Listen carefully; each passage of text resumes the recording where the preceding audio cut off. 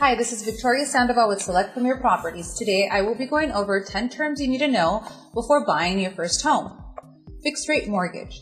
This is a mortgage with a fixed rate during its term. If you have a 4.25% interest rate on a term of 5, 10, 15, or 25 years, that means your rate will not change unless you refinance. Number 2, adjustable rate mortgage, also known as an ARM. This is the opposite of a fixed rate mortgage. With an ARM, you'll have a shorter term, somewhere between 5 and 10 years, based on interest rates the banks charge. This can get confusing, so I advise you to speak to a lender for more clarification. PreQualified. This means you talk to a lender and give them all of your paperwork, bank statements, tax returns, etc. They can help you verify whether you're qualified to buy or not. If you make $10 an hour, you're probably not qualified to buy a $1 million home, but if you make $1,000 an hour, you probably are. Conventional loans. This is one of those loans that typically carries with it a 30-year mortgage or something similar.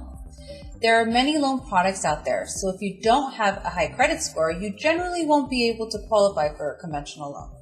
You need a minimum of a 650 credit score. The average down payment for a conventional loan is 5%.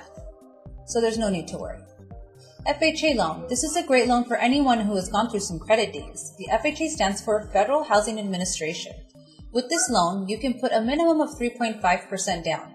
You will have to carry the mortgage insurance, but you can take it off later down the road. Appraisal. An appraisal is when a third-party company analyzes your property and compares it to other comparable properties within a certain radius.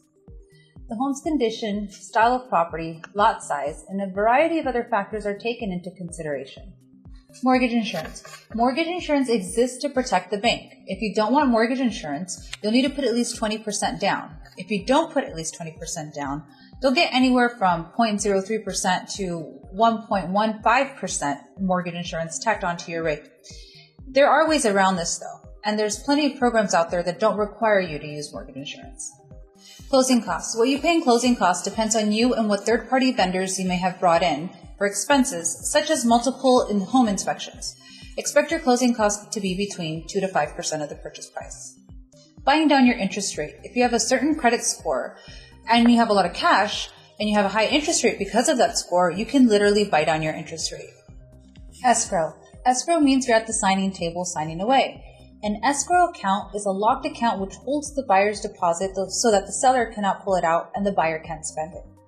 Thanks for watching my video blog, and please think of me if you happen to hear of anyone that's interested in buying or selling a home.